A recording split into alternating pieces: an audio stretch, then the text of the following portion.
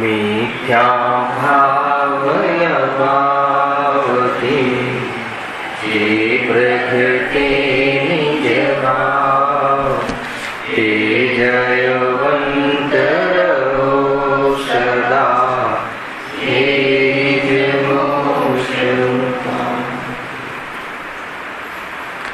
श्री मोक्ष मार्ग प्रकाशक ग्रंथ से बीजाधिकार पर चर्चा चाले से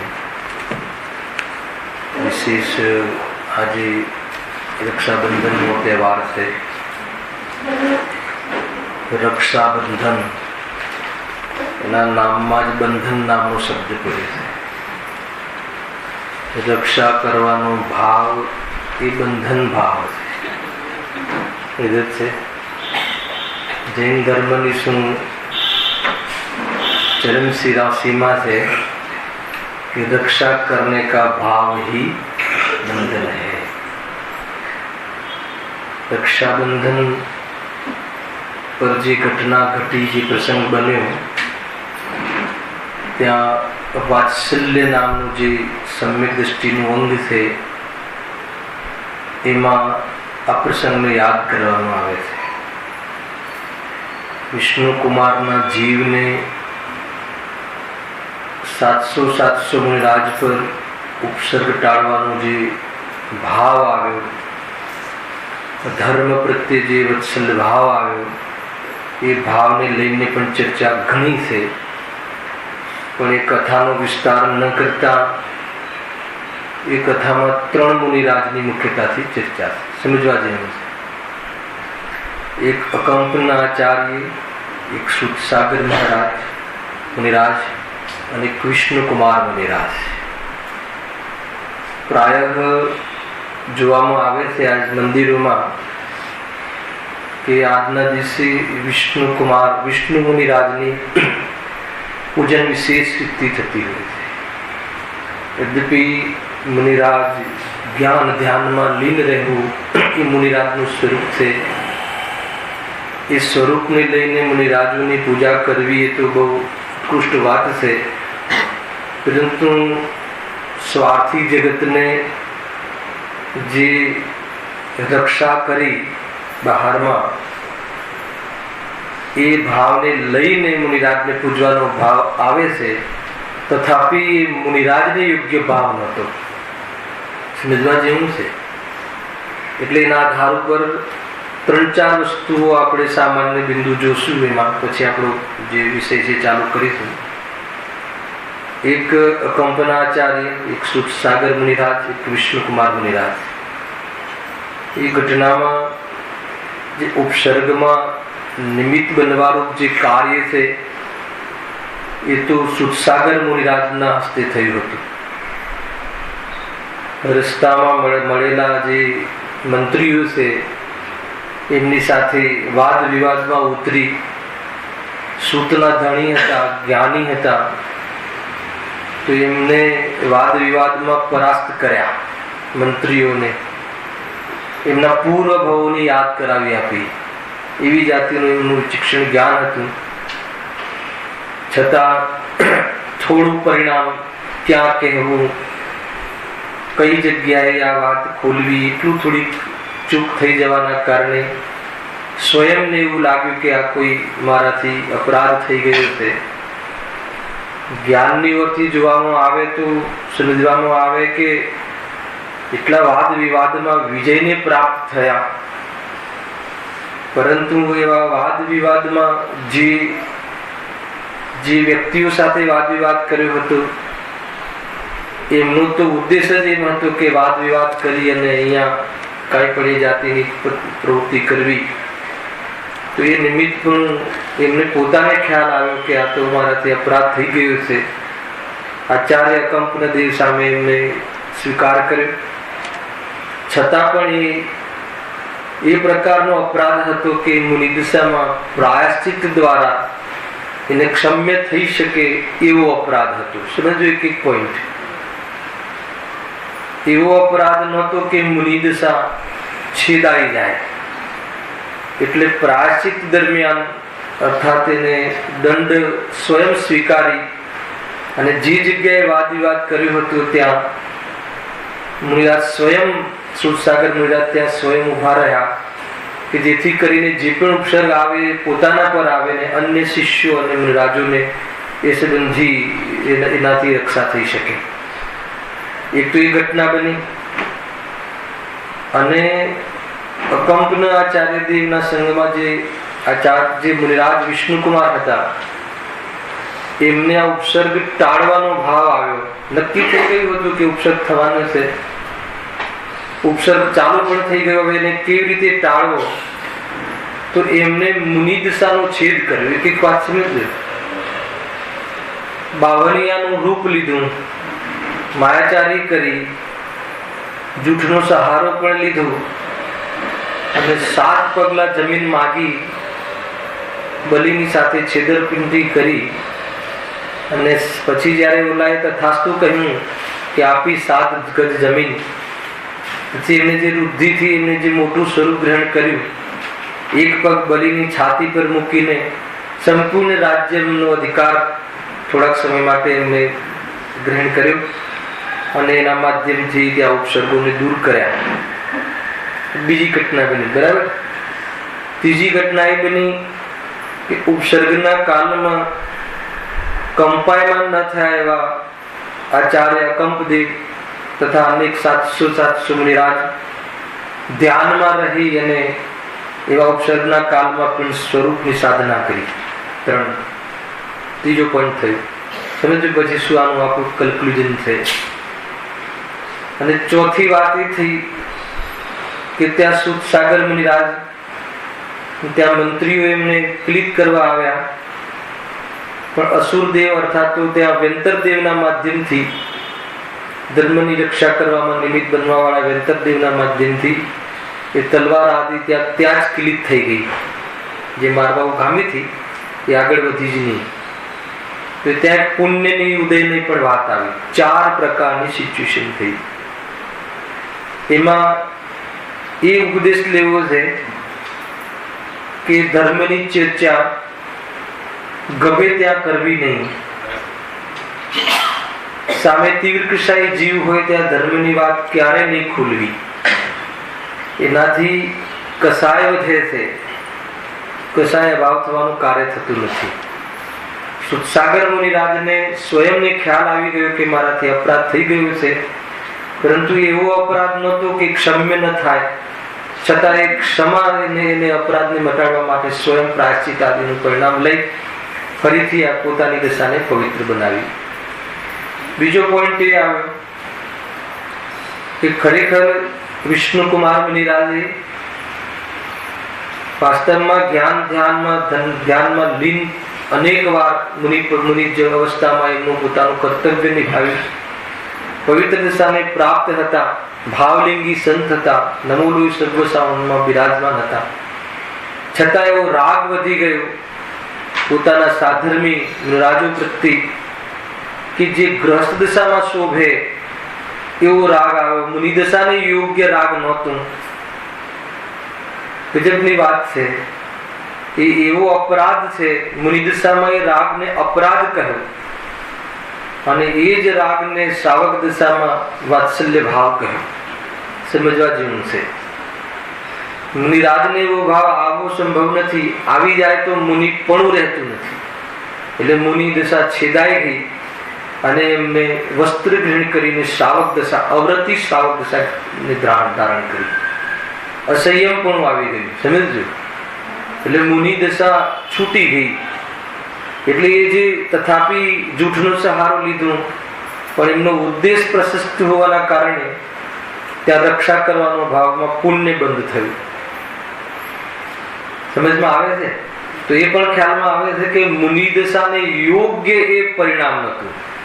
વાદ વિવાદ તો મુનિ દશાના અંતર્ગત થવા વાળો અપરાધ છે, પરંતુ મુનિરાજોને અર્થાત અન્ય જીવોને બચાવવાનો જે ભાવ છે, ખ્યાલ આવે, તો એ ભાવ મુનિ દશામાં રહીને સમાજના ઉત્કર્ષનો ભાવ આવો એ મુનિ દશાને યોગ્ય પરિણામ નથી.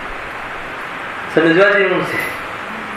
એકમાત્ર સ્વરૂપમાં લીન રહેવું, રાગ આવે તો કઈ રીતે વિતરાગ થવાય એ વાત બતાવી, કેવી રીતે રત્નત્રયને દ્રઢ કરાય એ વાત બતાવી, એ સિવાય અન્ય કોઈ પણ બહારની પ્રવૃત્તિ મુનિરાજને યોગ્ય નથી. ગજબની વાત છે જયેશભાઈ. ખ્યાલમાં આવે છે કે મુનિપદમાં મતલબ બહારની કોલેજો બનાવી, ધર્મશાળાઓ બનાવી, એ પરિણામ તો મુનિરાજને યોગ્ય છે જ નહીં. અને શ્રાવકને એવા પરિણામ આવે એ સ્વાભાવિક છે, પણ એનાથી ધર્મ નથી, એનાથી તો કર્મબંધ છે. આ બીજું ટોપિક થયું. પ્રાય એટલે એ વાત પહેલા મેં કરી કે આપણે વિષ્ણુ મુનિરાજની જે પૂજા કરીએ છીએ, મુનિરાજોની પૂજા તો થઈ શકે છે, કરવામાં આવે છે, પણ આપણે એને જે મુનિરાજને યોગ્ય પરિણામ નહોતું એને લઈને આપણે એમની પૂજા કરીએ છીએ. પંડિતજી કે એમને તો પોતાની જે ત્રણ ચોકડી કસાયના ભાવની વિતરાગતાનો છેદ થઈ ગયો, વિતરાગતા એમની ખંડિત થઈ ગઈ, ત્યારે બહારનો શ્રાવક પણ ગ્રહણ કરી અને પછી એવી જાતિનું બહારમાં રક્ષાનો ભાવ આવે. ત્રીજી વાત કે જે અકંપન દેવ છે, આચાર્ય અકંપના આચાર્ય છે, કે જે જરા પણ ક્રોધિત ન થયા, કંપાયમાન ન થયા અને વાસ્તવમાં સ્વરૂપમાં લીન રહ્યા, અને એ પ્રમાણે ઉપસર્ગના કાળમાં પણ એ પ્રમાણે બહારમાં કસાયોમાં વિશેષ પરિણામ ન થયું. ખરેખર તો સત્ય અને વાસ્તવમાં પૂજ્ય પરિણામ તો એ છે. અકંપના આચાર્યદેવની પૂજન હમણાં કદાચ બની હશે, પેલા નહોતી પૂજાતી. કેમ કે સ્વાર્થી જગતને તો વાદ વિવાદમાં જીતવું, કાં તો પછી બહારમાં આ રીતે કોઈને હરાવીને રક્ષા કરવી, કોઈ રીતે મતલબ ત્રાગ રચીને, એમાં બહુ રસ છે. એટલે એ ક્વોલિટીને એક્સેપ્ટ કરી અને એ પ્રમાણે એને રક્ષાબંધન બનાવ્યું, પણ એ છે નહીં હકીકત. વિષ્ણુકુમાર મુનિરાજની પૂજા તો કરવી જ જોઈએ, પણ મુનિપદની એ ધર્મની પૂજા છે. બહારમાં એમને જે વાત્સલ્ય ભાવ આવ્યો એ કોઈ પૂજ્ય ભાવ નથી. પ્રશંસનીય તો છે પણ વંદનીય નથી. સમજવા જેવી વાત છે. બહારમાં જે શુભ ભાવ આવે છે આપણને એ પ્રભાવના અને બહારમાં વ્યવસ્થાના અને શિબિરના પ્રશંસનીય ભાવ છે જયેશભાઈ, ખ્યાલ આવે તેજભાઈ, પણ વંદનીય ભાવ નથી. વંદનીય ભાવ કયો છે? માત્ર શુદ્ધોપયોગ, શુદ્ધ પરિણામ, એ વાસ્તવમાં પૂજનીય ભાવ, સ્વરૂપમાં રહેવું, સ્વરૂપમાં રહેવું. ત્રણ પ્રકાર, ત્રણ એંગલથી જોયા. ચોથો એંગલ જે વાત કહી હતી કે સુરસાગર મુનિરાજને પુણ્યનો ઉદય એવો હતો કે એ વ્યંતરદેવના માધ્યમથી એમને જાતિની ત્યાં કોઈ બહારમાં એવી ઘટના ન ઘટી. એમને ઈરાદા જે હતા ખોટા મંત્રીઓના, એ ઈરાદાને સફળતા ન મળી, છતાં એ મુનિરાજને કોઈ પુણ્યમાં રસ નહોતો. એમને જોયું પણ નહીં કે બહારમાં શું થયું, એમને રસ જ નહોતો. કેમ કે ઉપસર્ગ જેવી વાત તો વ્યવહાર કથન છે.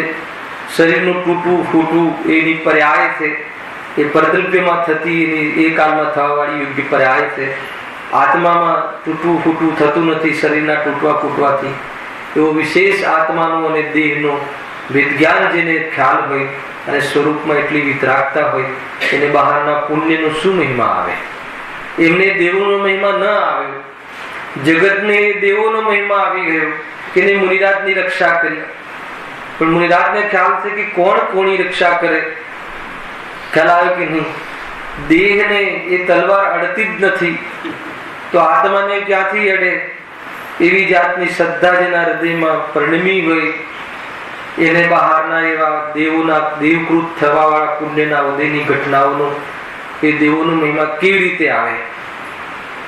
મોહમાં જે નીંદમાં સૂતા જગતને બહારના દેવો દ્વારા થયેલી ક્રિયાઓ તો એને ખ્યાલમાં આવે છે, એનો મહિમા આવી જાય છે. થયું ને? જીતુભાઈ, પદ્માવતીનું, પછી કોણ, ક્ષેત્રપાલ, એ ધર્મેન્દ્ર, હા, એ બધા દેવોની મહિમા કેમ આવે છે? પુણ્યના ઉદયમાં બહારના દેવો જે બહારમાં એ જાતિની સહાયમાં નિમિત્ત બન્યા, તો જ્ઞાની ધર્માત્માઓને એ દેવોની મહિમા કેમ ના આવી? સૂતસાગર મુનિરાજને પુણ્યના ઉદયનો રસ કેમ ન આવ્યો? ખ્યાલ શું કેવું છે કે એમને બહારના પુણ્યના ઉદયમાં શું રસ છે? કોણ કોને બચાવે? એ થવા કાળે એ પર્યાનો સ્વકાલ હતો તો થઈ એને બહારમાં કયો રસ આવે? પ્રાય સારું જગત આમાં આકર્ષણ થઈ જાય છે ને દેવોમાં, એને જો આ દેવોએ બચાવ્યું, દેવોની મહિમા આવી જાય. વિતરાગી દેવ સાઈડમાં રહી જાય અને જે દેવગતિના દેવોની મહિમા આવી જાય, એને પૂજવા લાગે છે. તો જે જગતની બુદ્ધિ, ખોટી બુદ્ધિ અલગ કામ કરે છે. વાસ્તવમાં પૂરા રક્ષાબંધનમાં જે કુલ વળીને આ ઘટના આપણે ત્યાં ઘટી, સમ્યક દ્રષ્ટિ શ્રાવક, વ્રતિ શ્રાવક, ગ્રહસ્થ શ્રાવક ને આ ધર્મની રક્ષા કરવાનો ભાવ ન આવે એમ બને નહીં, અને એને લઈને આ તહેવાર પણ મનાવવામાં આવે છે. ખરેખર ધર્મની રક્ષા તો સ્વયં ધર્મરૂપ પરિણમીને સંભવ છે. સ્વયં ધર્મરૂપે પરિણમી જાય તો ધર્મની વૃદ્ધિ થાય અને એના નિમિત્તથી ઘણા જીવો ધર્મને પામે. વાસ્તવમાં નિશ્ચય અને વ્યવહાર પ્રભાવનાનું સ્વરૂપ તો આ છે. એક પ્રકારથી એ ખ્યાલમાં આવે.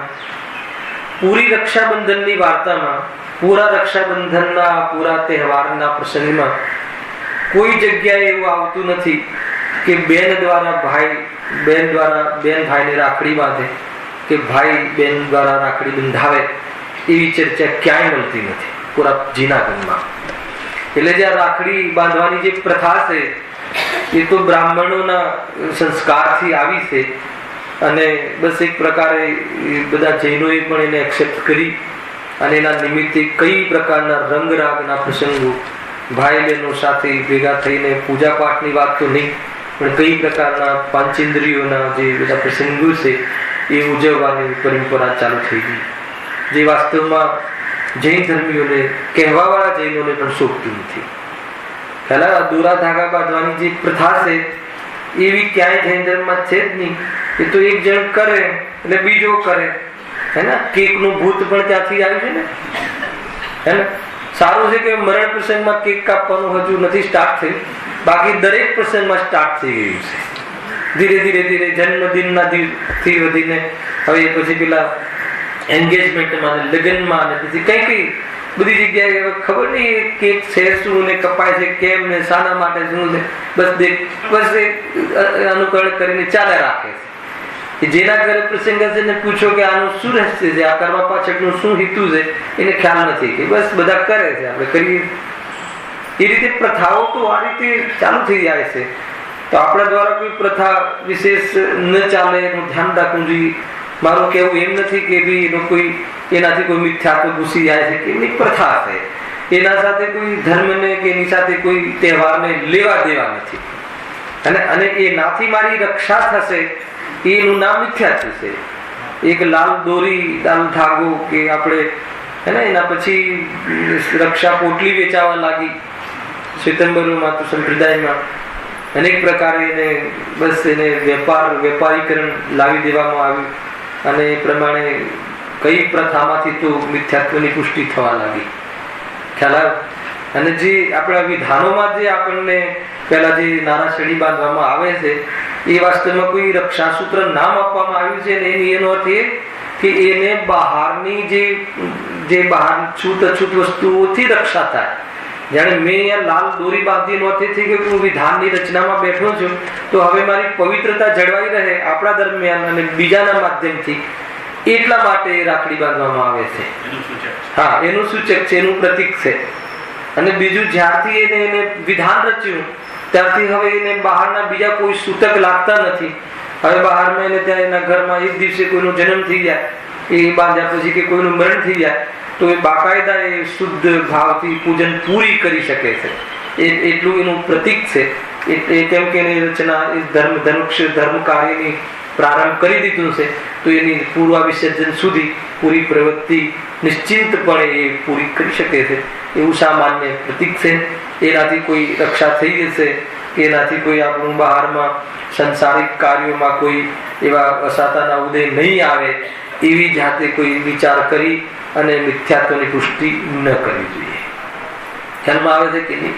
એ તો મિથ્યાત્વની પુષ્ટિ કરે એ રીતે વિધાનો રચાઈશું તો સાતાનો ઉદય આવશે, એવું કાંઈ થતું નથી. એટલે આ જે રક્ષાબંધનનો તહેવાર એક તો વિરક્ત થવાનો તહેવાર છે, અને ગમે એટલા રક્ષાના ભાવ આવ્યા હોય એ પુણ્ય ભાવ છે, એ વાસ્તવમાં બંધ ભાવ છે, ધર્મ ભાવ નથી. એવી અનેક પ્રકારે આપણને આ પ્રસંગમાંથી પ્રેરણા મળે છે. કોઈ હવે તો બહુ વધી ગયું છે આ અનેક પ્રકારે.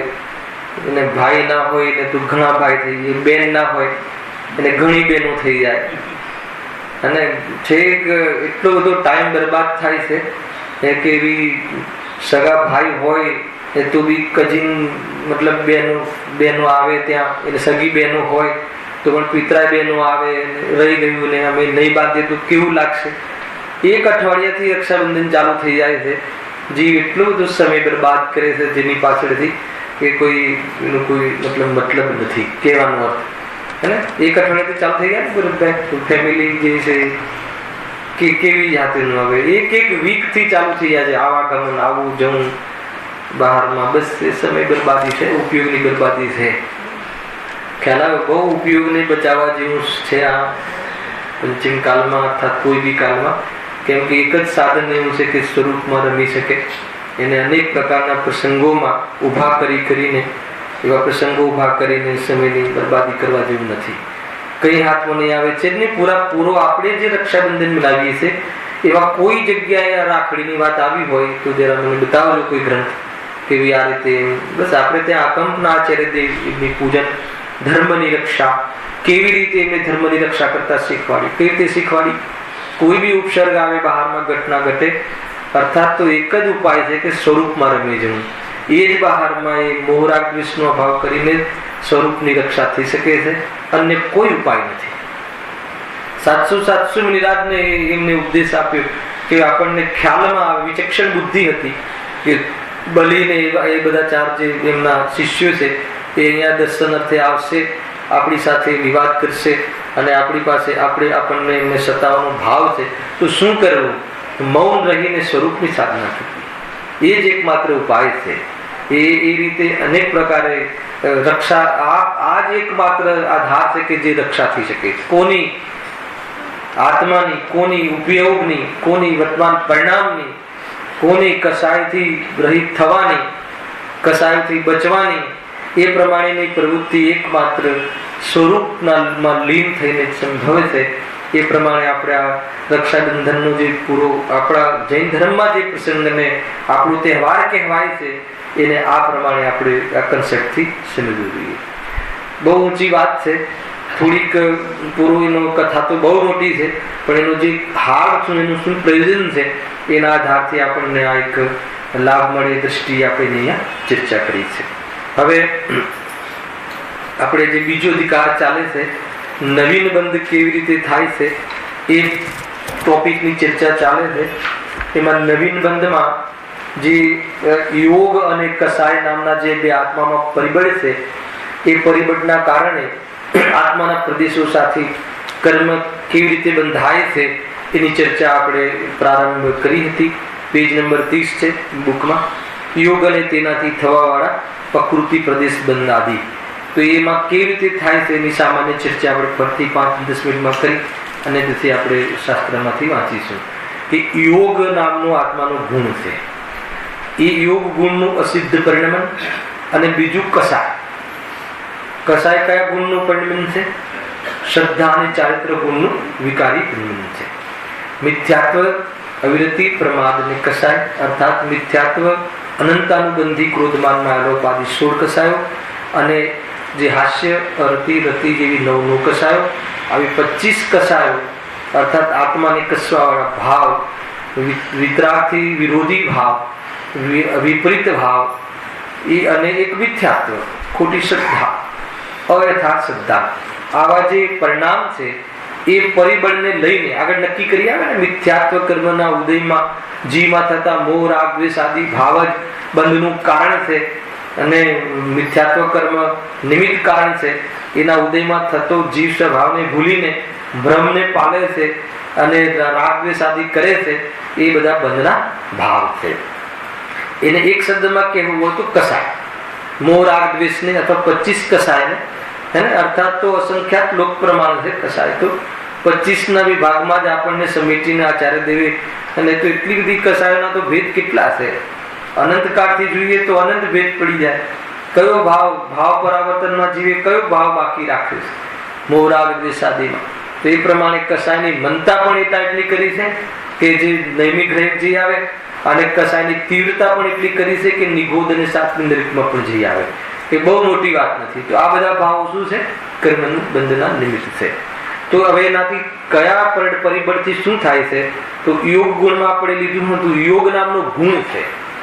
મન વચન કાયાના નિમિત્તથી જે અનેક પ્રકારની ચેષ્ટાઓ થાય છે, એના દ્વારા યોગ ગુણમાં કંપન પેદા થાય છે.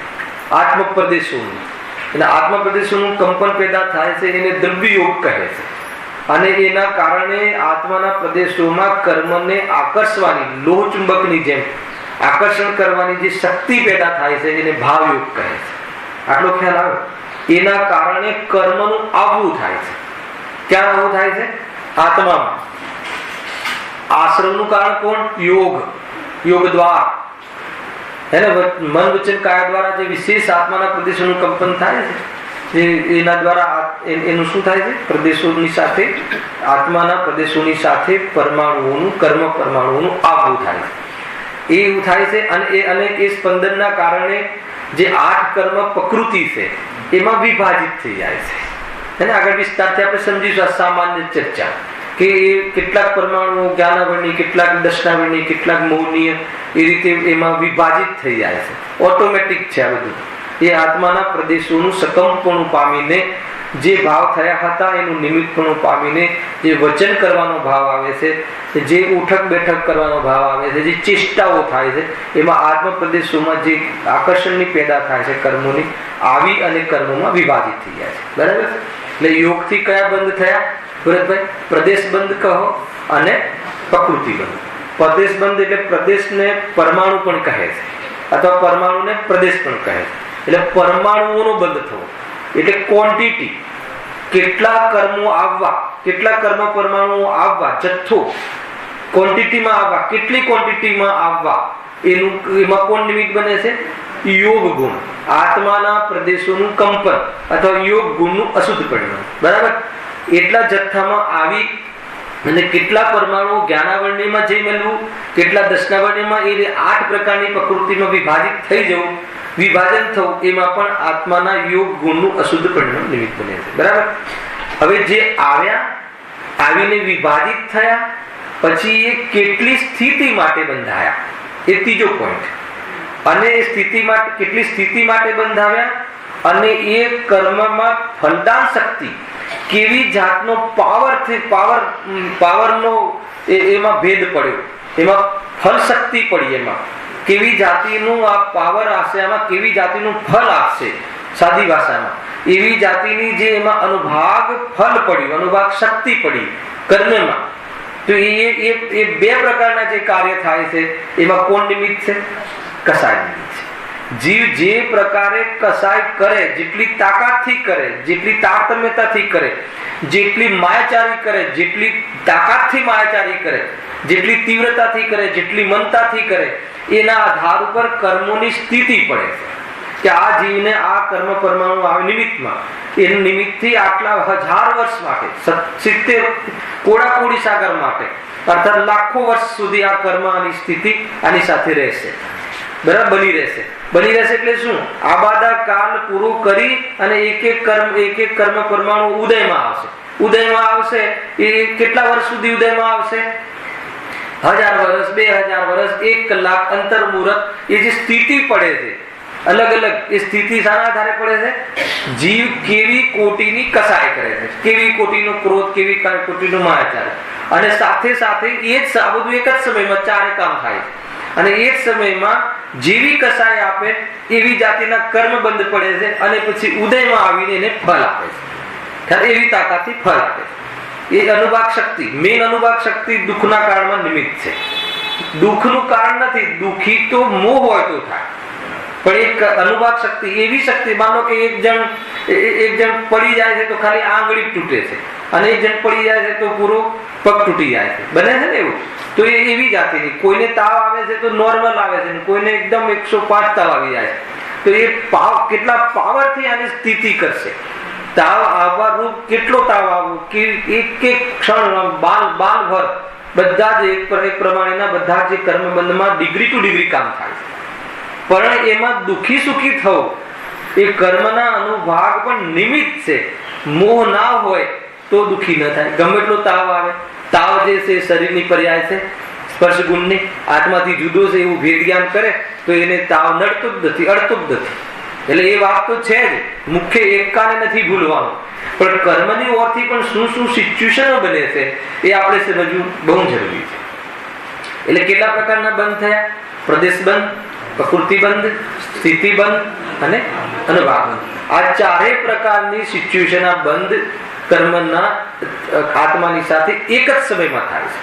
જ્યારે અહીંયા યોગનું કંપન થાય અને એની સાથે જે કસાય થાય, તો એની સાથે સાથે જે કર્મો આવે, કેટલા આવે, ક્યાં વિભાજિત થઈ જાય, કેટલી સ્થિતિ માટે બંધ થાય, અને એ જ વખતે ફળ બી નક્કી થઈ જાય કે આ કર્મ આને મતલબ પાપનો ઉદય આને રહેશે તો 2000 વર્ષ સુધી રહેશે, અથવા આખો મનુષ્ય ભવ રહેશે. વર્તમાનનો પરિણામ ઘણા સારા કરે પણ પેલો ઉદય આવ્યા જ રાખે, હે ને? એટલે આપણને આપણા ડિફરન્સીસ કેમ દેખાય છે કે એની સ્થિતિ બાંધી હોય છે.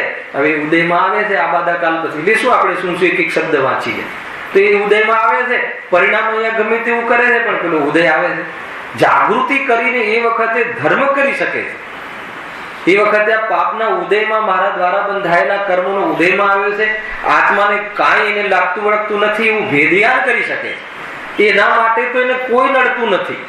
કર્મ ગમે એટલા ઉદયમાં આવે તો બી જીવને ભેદયાન કરવા માટે સ્વતંત્ર છે, આત્માનુભવ કરવા માટે સ્વતંત્ર છે. ગમે તેવો ઉદય હોય તો બી આત્માનુભવ કરી શકે છે. પાપના ઉદયમાં ધર્માત્મા બની શકે કે ના બની શકે? પાપના ઉદયમાં પાપ જ કરવું એવું કહે છે.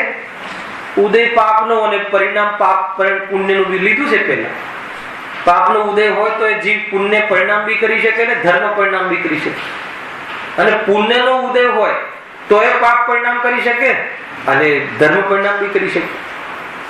ખ્યાલ આવે છે કે નહીં? ગજબ છે. પુણ્યનો ઉદય હોય એ બધા પુણ્ય પરિણામ જ કરતા હશે, એ પાપ અયાસી કરતા હોય છે. અને પુણ્યનું પરિણામ હોય ત્યારે પુણ્ય પરિણામ બી થઈ શકે છે અને ત્યાં ધર્મ પરિણામ બી થઈ શકે છે. શુદ્ધ પરિણામ એનાથી જુદું વિતરાગી પરિણામ થઈ શકે છે. ઉદય નડતો નથી, પણ ઉદય આવે છે, આ બધું થાય છે એ અહીંયા બતાવે છે. આગળ તો બહુ મોટું પકડાવવા વાળું છે.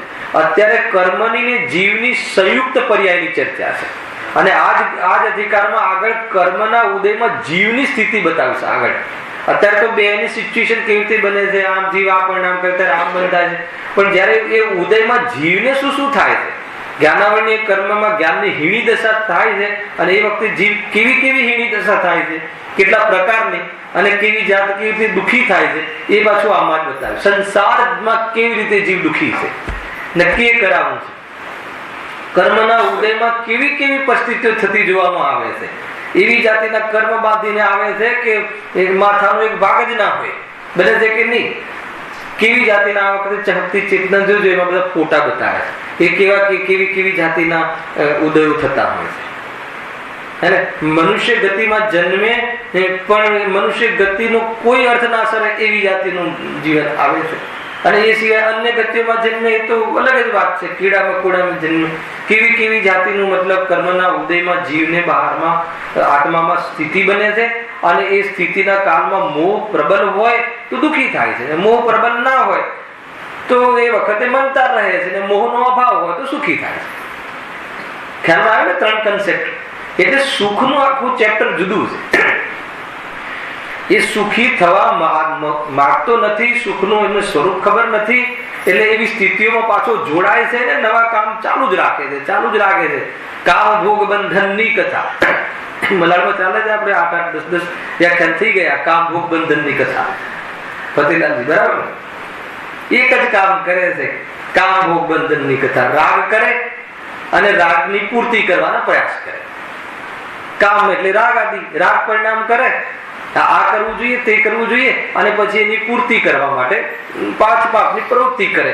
અને કેટલા યુગ વીતી ગયા, અનંત કાલ વીતી ગયા, છતાં પણ કામ ભોગ બંધનની કથા, અને એમાં દુઃખ ભોગવ્યું, અને એનાથી કોઈ રહિત એકરૂપ ભાવ નથી, એનાથી કોઈ જુદો એકત્વ ભાવ છે, એ એકરૂપ રહેવા વાળો જ્ઞાન સ્વભાવ છે, એ જીવને એને જોયું ને એકત્વ સ્વભાવ છે. અને એ ચહકતી ચેતનામાં એકત્વની બી એક કહાની આપી છે. હમણાં મારી નજર પડી, આજે જરા કહાનીનું બધું પીરિયડ ચાલે છે ને, કહી દઉં તમને. મને યાદ નથી રહેતું પણ એનો ભાવ કહી દઉં. એક નમી રાજા હોય છે મિથિલા નગરીનો, અને એ રાજાને 1000 રાણીઓ હોય છે. 1000 રાણી હોય છે. હવે એ રાજાને એક પૂરો દાહ, એક પૂરા શરીરની અંદર દાહ પેદા થાય એવી જાતિનો રોગ થયો. એટલે વૈદ્ય એમ કહ્યું કે આને ચંદનનો લેપ કરો. એટલે 1000 રાણીઓને એમ થયું કે રાજાની સેવા કરવાનો મોકો મળ્યો છે, હે ને, ક્યાંથી આવો મોકો મળે એમ કરીને એ બધા ચંદન ઘસે ને. હવે એક રાજાની રાણી એટલે એમની તો બંગડી 10-10 બંગડી એક હાથમાં, એટલે 20 બંગડી. 1000 રાણી એટલે 20,000 બંગડી. હવે જયારે ચંદન બધી ઘસતી હોય તો કેટલો અવાજ થતો હોય, ખ્યાલ આવે કે નહીં? તો રાજાને બહુ આકુરતા થવા લાગી કે આટલો બધો અવાજ ક્યાંથી આવે. એમને ખબર પડી રાણીઓને, એટલે એમને શું કર્યું, એ પેલી સુહાગની નિશાની છે ને, માને છે ને લોકો, એક બંગડી રાખે, બાકીની બંગડી ઉતારી દીધી. એટલે પછી અવાજ બંધ થઈ ગયો. રાજાએ ફેર પૂછ્યું કે શું થયું, કે ભાઈ હવે એક બંગડી રાખી છે. એટલા માત્ર એક બંગડીથી આટલી બધી ત્રાસ થતો હતો, જે અનેક બંગડીઓનો એનાથી બચી જવાયું. તો એકત્વ સ્વભાવ યાદ આવી ગયું. એક બંગડી જોઈને એકત્વ સ્વભાવ યાદ આવી ગયો, અને એક બંગડી જોઈને બીજી 10 લાખ આપવાનો ભાવ થાય. એક જ બંગડી, આટલા મોટા ઘરની ભાવ, ખ્યાલ આવે કે નહીં? ખ્યાલ આવે ને? અરે એ જીવને પર્યુષણમાં જોજો, એને એટલા દાગીના લટકાવે તો તૈયાર થતા કલાક લાગે. અને પછી માનો કે એકદમ સાદાઈથી જીવન જીવવાનું હોય તો 5 મિનિટમાં તો પ્રવચનમાં પહોંચી જાય. તો કેવો ભાવ આવી જાય, કરે એટલી ઝંઝટો જેટલી ઓછી એટલી, એમ કહીને એકત્વ સ્વભાવ યાદ આવી જાય. આ બધા બહારના જે પરિગ્રહો ભેગા કરવાનો ભાવ તૂટી જવો જોઈએ. જેટલી જ્યાદા અજગળ થાય ને, જેટલી જ્યાદા બહારનો વધારે વસ્તુઓ હોય તો વધારે ઉલझવાનું થાય, મોહના કારણે, વસ્તુના કારણે નહીં. તો કેવો છે એકત્વ સ્વભાવ. બહુ આનંદ આવી ગયો મને. જો જીવો જ્ઞાની ધર્માત્માને ક્યાંથી યાદ આવી જાય છે, ક્યાં એની હોનહાર, મતલબ ભલી હોનહાર હોય તો એને ઉપયોગ જાય કે અરે આ તો આમાં રંભા જેવું છે. તો એ પ્રસંગને લઈને મુનિ દીક્ષા લઈ લેશે જી. ગજર છે, મુનિ દીક્ષા લઈ લેશે જી. એ સ્વરૂપ છે. શું થયું એ પ્રશ્ન છે. રાખડી બતાવી તમે એટલે કઈ વાંધો નહીં. જે ભ્રમણા હોય તોડી નાખવી જોઈએ. કોઈ બી પર્સનલ વાત નથી, આ સમગ્ર વાત છે. જીવનમાં કોઈ મગજમાં હોય અથવા એ જીવનમાં હોય તો ચૂપચાપ, હે ને, આમાં કોઈને કોઈ જગ્યાએ એક્સપોઝ કરવાની વાત નથી. ચૂપચાપ પોતાનો કોઈ ક્ષતિ હોય તો દૂર કરી દેવી જોઈએ. કોઈ બહુ મોટી વાત નથી, હે ને. મતલબ કે ત્યાં કુદેવની વાત ચલાવી હતી આપણે, કે કુદેવની શ્રદ્ધા તોડવી જોઈએ. તો ઘણા લોકોના ઘરે ફોટા હોય, ડરતા હોય, તો કઈ નહીં કે ભાઈ અહીંયા વાત થઈ હતી ને, આપી દેજો, આપણે પણ ધાઈ દઈશું. કોઈમાં ચિંતાની વાત નથી. ચૂપચાપ, કોઈને આ માનતો હતો ને આ નતો માનતો ને એવો કોઈ ભેદ નહીં. અરે બધા આપણે એ જ માળાના મણકા છીએ. એમાં કોઈ વસ્તુ આપણે બાકી રાખી નથી. શું નથી કર્યું આપણે, ખ્યાલ આવે? થોડી આપણને ખ્યાલ આવે તો આપણે જાગૃતિ સ્વયંમાં લાવવી, એ નિમિત્તથી બીજામાં આવે એટલી વાત છે. જો 4 પ્રકારના બંધની ચર્ચા ચાલતી હતી. એ પ્રકારે 4 પ્રકારના બંધની સામાન્ય આપણે ચર્ચા થઈ. હવે આપણે ગ્રંથમાંથી વાંચવાનું ચાલુ કરીએ છીએ. વિશેષમાં એમ જાણવું કે, વિશેષમાં એટલે શું, આગળનું કનેક્ટેડ છે ને. નવીન બંધમાં આપણે 8 કર્મમાં એમને શું નક્કી કરી આવ્યા? મોહની કર્મ જ બંધનું કારણ છે, નિમિત્ત કારણ. અર્થાત મોહનીય કર્મના ઉદયમાં થતા જીવના મોહરાગ દ્વેષમાં બંધનું કારણ છે. જ્ઞાનાવરણીય કર્મના ઉદયમાં થતું અલ્પ જ્ઞાન અર્થાત ઔદયિક અજ્ઞાન બંધનું કારણ નથી. વીર્યના અંતરાયના ઉદયમાં થતી બહારની જે પ્રતિકૂળ અવસ્થાઓ એ બંધનું કારણ નથી. ખ્યાલ આવે કે નહીં? બંધનું કારણ છે પ્રતિકૂળતા. પ્રતિકૂળતા બંધનું કારણ નહીં નીતિનભાઈ. વીર્ય અંતરાય કર્મના ઉદયમાં પ્રતિકૂળતા બહારમાં આવે, શરીરમાં રોગ આવી જાય, બહારમાં કોઈ છોકરાઓ આપણે ઉદ્ધત નીકળે અર્થાત આપણું ન માનવા વાળા નીકળે, તો બોલો એ રાગદ્વેષનું કારણ છે કે? વીર્ય અંતરાય નું થોડું ટોપિક. વીર્ય અંતરાય એટલે એવી જાતિના સંયોગો મળે, પ્રતિકૂળતા, દીકરાઓ એવા મળે કે વાતને ન માને, બહારમાં સંયોગો એવા મળે કે આપણી ઈચ્છા હોય એ પ્રમાણે અનુકૂળ સ્થિતિઓ ના મળે, તો એ બધું દુઃખનું કારણ છે કે નહીં? ઈચ્છા દુઃખનું કારણ છે, મોહ દુઃખનું કારણ છે. એ દીકરો મારો છે એ માન્યતા માની છે એટલે દુઃખનું કારણ છે. હું એને મારા પ્રમાણે પરણાવું કેમ ના મારું માને, એ માન્યતા ખોટી છે, એ દુઃખનું કારણ છે. ઉદ્ધત છોકરાઓ, ન માનવા વાળા છોકરાઓ દુઃખનું કારણ છે કે મારું મિથ્યાત્વ દુઃખનું કારણ છે? કેટલું સરસ છે. એટલે આખિરકાર શું દુઃખનું કારણ છે? મોહ દુઃખનું કારણ છે, રાગ દ્વેષ દુઃખનું કારણ છે. મોહને લઈને જે દીકરા દીકરીઓ પ્રત્યે, કુટુંબ પ્રત્યે, બહારના પદાર્થો પ્રત્યે રાગ થાય છે એ દુઃખનું કારણ છે. એટલે દુઃખનું કહો, બંધનું કહો, આગામી કાળ માટે દુઃખની વ્યવસ્થાનું કહો, એ બધું કારણ એ છે. પછી અગાતી કર્મ લીધા હતા કે અગાતી કર્મના ઉદયમાં થતી સામગ્રી એ દુઃખનું કારણ, બંધનું કારણ નથી. એમાં જોડાય તો બંધનું કારણ છે. મારું છે, તારું છે, ખરાબ છે, સારું છે, આનું છે, નકામું છે, એવા અભિપ્રાય મુખ કરે.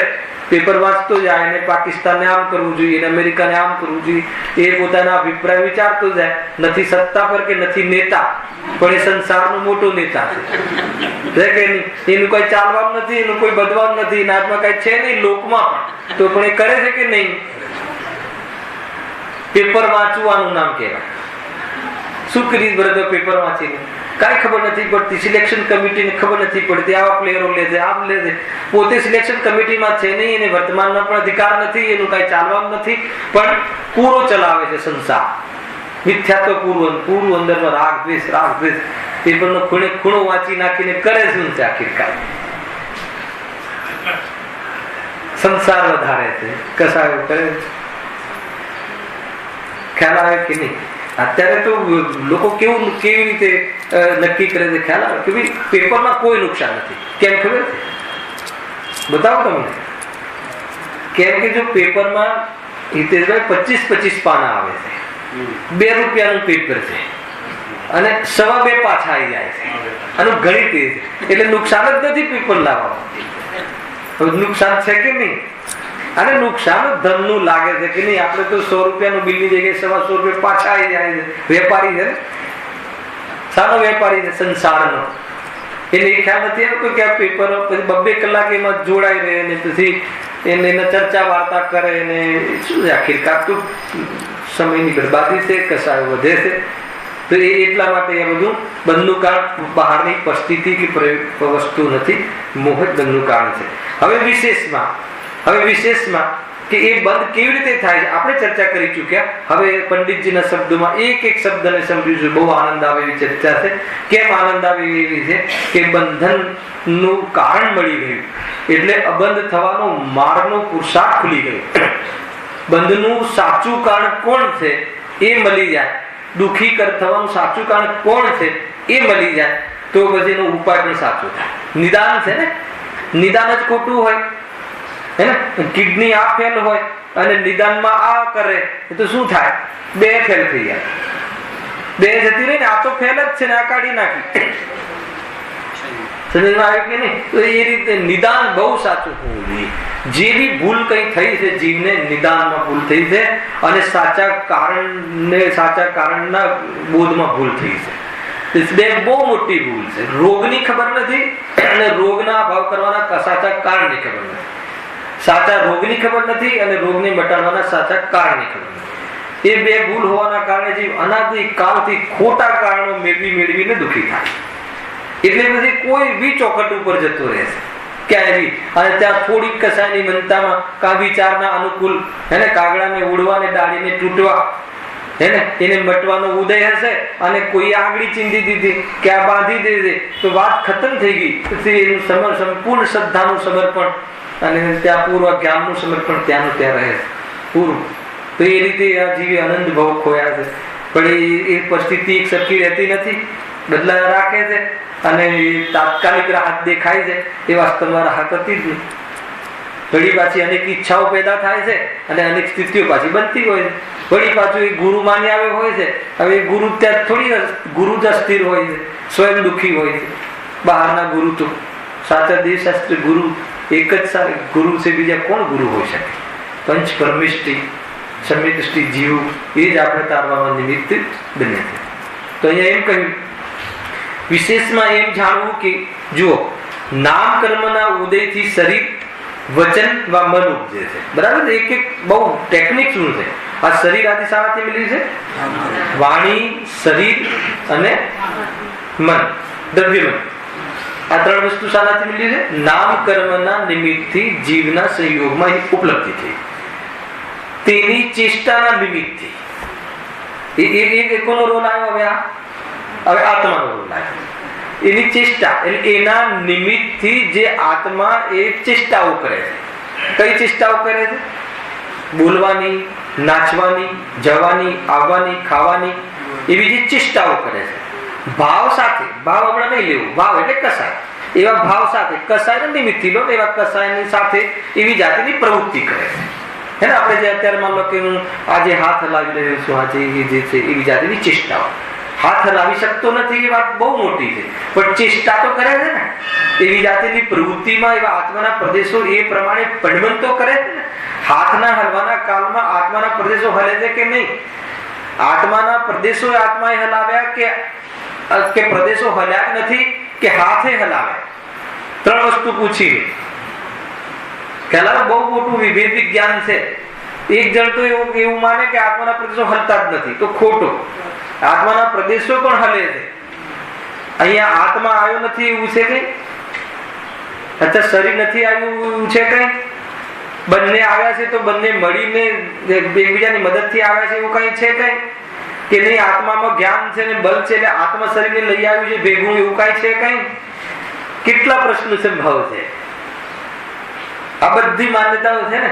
આત્મા પણ આવ્યો છે, શરીર પણ આવ્યો છે. તો આવ્યો છે ક્રિયાવર્તી શક્તિના કારણે અને એમાં નિમિત્ત કોઈ તરીકે હોય તો એને આવવાની ઈચ્છા. તો આવવાની ઈચ્છાથી શરીર આવ્યું છે અને આત્મા આવ્યો છે એમ નથી. આત્મામાં અહીંયા આવવાની ઈચ્છાથી ઈચ્છા થઈ છે અને આવવાનું ક્રિયાવર્તી શક્તિના કારણે થયું છે અને શરીરની ક્રિયાવર્તી શક્તિના કારણે આવ્યું છે. પરંતુ આત્માના પ્રદેશો એ શરીરની સાથે રહીને આવવાની જે યોગ્યતા ધરાવે છે એમાં જે આત્માના પ્રદેશોમાં કંપન થાય છે. હાલવું, ચાલવું, બોલવું, ઉઠવું, બેસવું, ભોગ આદિ, નૃત્ય આદિ, એમાં આત્માના પ્રદેશોમાં કંપન થાય. તેથી તેની ચેષ્ટાના નિમિત્તથી આત્માના પ્રદેશોનું ચંચલપણું થાય છે. આવ્યું ને? કંપન કહો, ચંચલપણું કહો થાય છે. એ વડે આત્માને પૂદગલ વર્ગણાઓથી એક બંધાન રૂપ હોવાની શક્તિ થાય છે. હવે એક એક શબ્દ આપણે પહેલા કહ્યું તે પ્રમાણે શું કહે છે? પૂદગલ વર્ગણાઓનું એક બંધાન રૂપ હોવાની શક્તિ, એટલે એક સાથે રહેવાની, આકર્ષણ કરીને આત્માના પ્રદેશોમાં એને ગ્રહણ કરવાની એને શું થાય છે? શક્તિ પેદા થાય છે. કોનામાં? જેને જાદુ, જેને વધારે કંપન હોય, જેને વધારે આવન જવન ને વધારે રામાયણ હોય, એને શું થાય? કર્મ પૂદગલના પ્રદેશોનો જથ્થો વધારે આવે. તો વધારે આવે એ સારું કે ઓછો આવે એ સારું? કોઈ કીધું ઓછો આવે એ સારું. મને બરાબર સંભળાઈ જાય છે. કોઈ કીધું ઓછો આવે એ સારું. કેમ? વાત બહુ સાચી છે. ઓછો આવે તો પ્રોબ્લેમ નહીં, વધારે આવે તો બી પ્રોબ્લેમ નહીં. કેમ? નિમિત્ત પ્રધાન કથન પૂછી રહ્યો છું. આત્માને કર્મ બે જુદા છે એ વાત અત્યારે મારે નથી કરવી. કેમ કે કર્મનો વધારે જથ્થો આવે કે ઓછો જથ્થો આવે એની સાથે સુખ દુઃખમાં નિમિત્તપણું નથી. પ્રદેશ બંધથી અને પ્રકૃતિ બંધ આગળ કહેશે એ તો અર્હંત પરમાત્માને પણ એ બંધતું છે. એટલે શું આપણે એને બી કર્મ પરિમાણો આવે, એને બી યોગ છે ને ત્યાં. તો એની સાથે સ્થિતિ બંધાય અને અનુભવ થાય તો પછી આગળ વાત સંસાર ચાલે. સ્થિતિ બંધાય તો સંસાર વધે, પણ સ્થિતિ કસાયથી વધે છે. તો સ્થિતિ એટલે ગમે એટલા કર્મ, વધારે કર્મ, જેને માન લો કે વધારે કર્મનો જથ્થો આવ્યો તો કોઈ વધારે દુઃખી થશે એવું નથી, પણ એવું સ્વરૂપ છે ને. જયારે વધારે ચંચલપણું આવે છે, ઉછળકૂદ વધારે હોય તો કર્મ પરમાણુ વધારે આકર્ષાય છે, કેમ કે એનામાં ઘર્ષણ શક્તિ, આકર્ષણ શક્તિ વધારે પેદા થાય.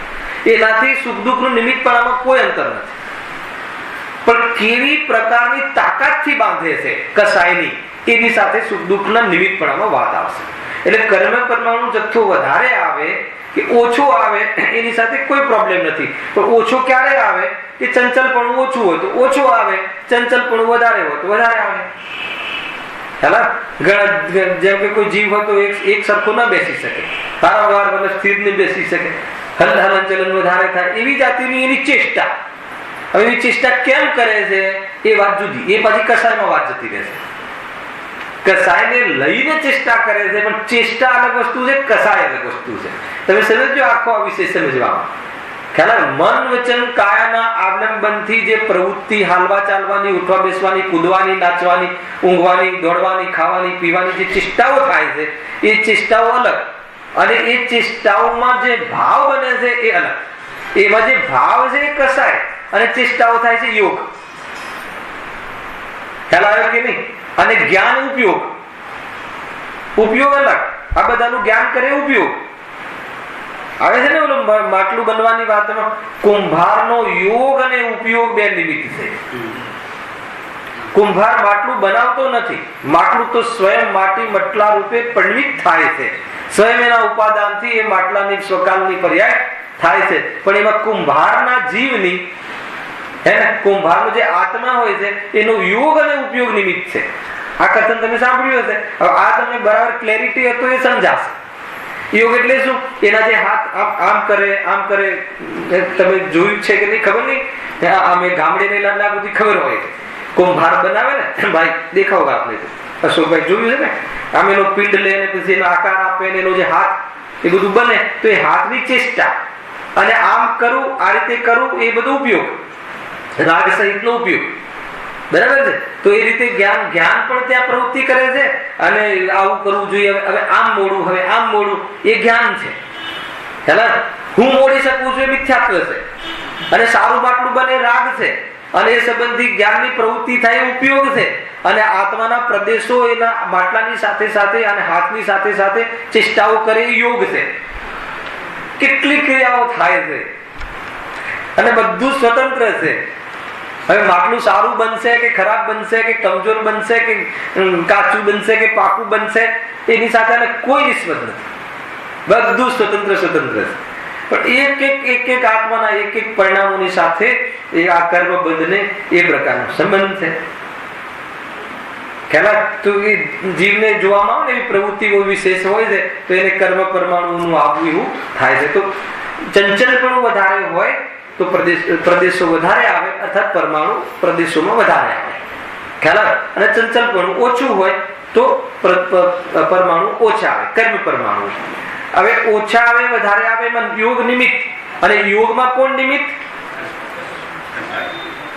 યોગમાં મન વચન કાયા, અને મન વચન કાયામાં કોણ નિમિત્ત? નામકર્મ. ખ્યાલ આવ્યો કે નહીં? નામકર્મના ઉદયથી મન વચન કાયા મળી.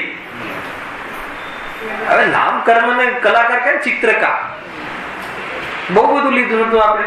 હવે એ નામકર્મના નિમિત્તપણામાં આવી જાતિનો જે બી રૂપ રંગ મળ્યું છે, જે બી આકાર મળ્યો શરીરનું, એનું કામ છે.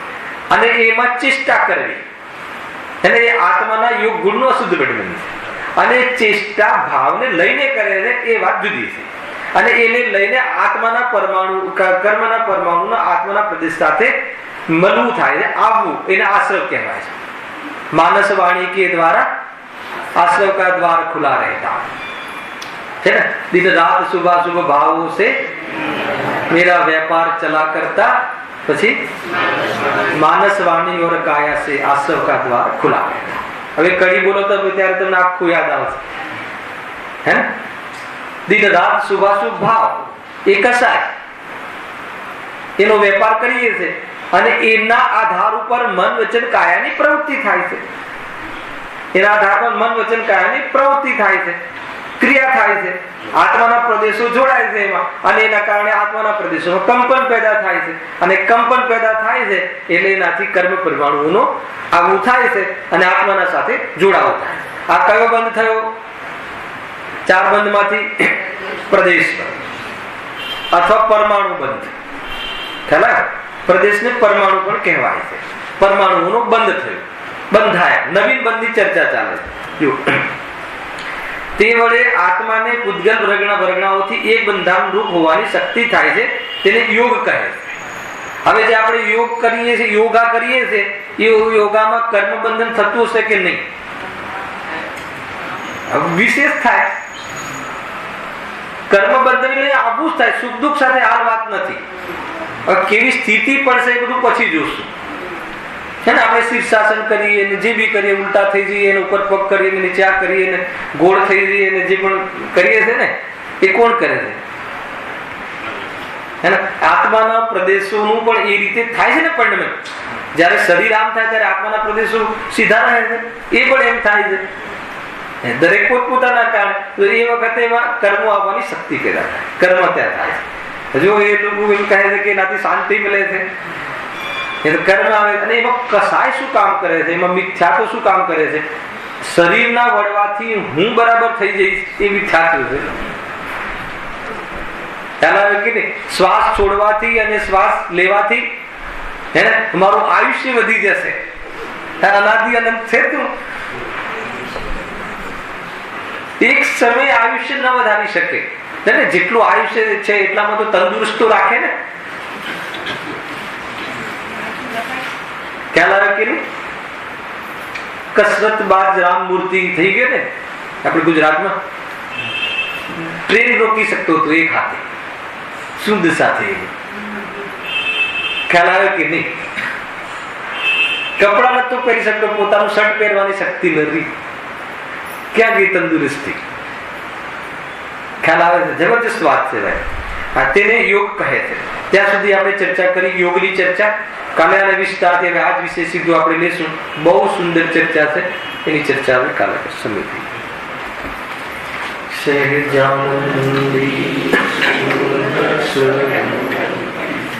અવિનાશી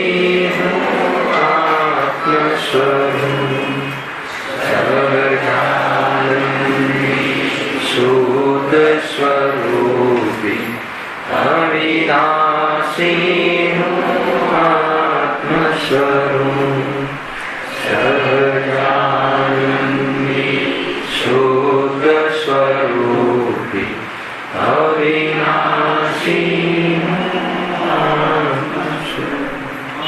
વિરાજમાન દેવાદિદેવ સુંદર ભગવાન શાસ્ત્ર સારાદિક સર્વજીવાન સ્માર્ત પરિવાર સર્વદાચાર્ય અનંતકારી પ્રસન્નતિ ભગવતી માત અનાથન